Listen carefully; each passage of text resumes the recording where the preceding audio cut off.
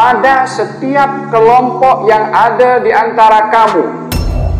Tak kira kelompok kecil atau kelompok besar, mesti ada orang yang menyeru, membawa kepada kebaikan, mengajak kepada kebaikan dalam segala peringkat.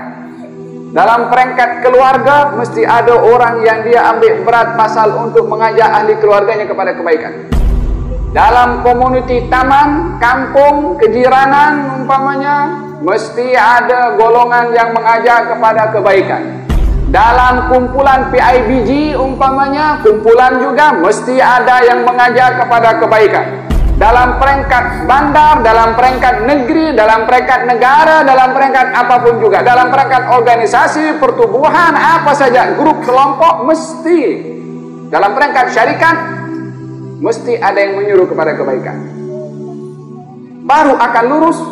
Kalau di dalam keluarga ada yang concern di dalam keluarga untuk mengajak ahli keluarganya kepada kebaikan, maka keluarga itu menjadi keluarga yang baik.